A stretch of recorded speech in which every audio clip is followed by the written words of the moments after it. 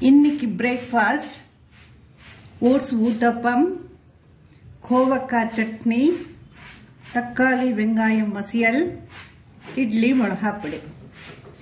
இந்த கார்த்தால எழுந்த உடனே என்ன பிரேக்ஃபாஸ்ட் பண்ணுறது அப்படின்ற கேள்விதான் தலை கொடையும். இட்லி தோசை எல்லாருக்கும் பிடிச்சிருந்தாலும் டெய்லி மிளகாப்பொடியா, டெய்லி சாம்பாரா அப்படின்னு கேட்குறவங்க நிறைய பேர் வீட்டில் இருக்காங்க. அதுக்காக நீங்கள் சிம்மஸ் கிச்சன் பார்க்கச்சே உங்களுக்கு தெரியும், விதவிதமான சட்னி, விதவிதமான தொகையல், விதவிதமான சாம்பார் பண்ணிட்டு இருக்கோம். இன்னைக்கு கோவைக்காய் சட்னி.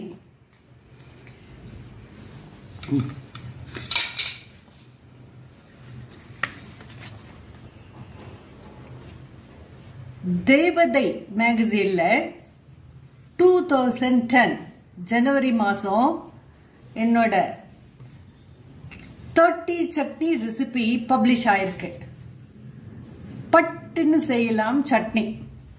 விதவிதமான சட்னி எப்படி சீக்கிரமா பண்ணி முடிக்கிறது, அந்த குறிப்போட விதவிதமான சட்னியை எப்படி வேகமாகவும் செய்யலாம் அப்படின்ற குறிப்போட இந்த புக்ல பட்டென்ன செய்யலாம் சட்னி இருக்கு.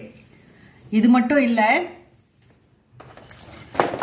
ஆனந்தமான அறுசுவை உணவுகள். இந்த புத்தகத்துல தென்னிந்திய பாரம்பரிய உணவுகளின் செய்முறைகள் இருக்கு. இந்த புத்தகத்திலயும் நிறைய சட்னி வகைகள் இருக்கு.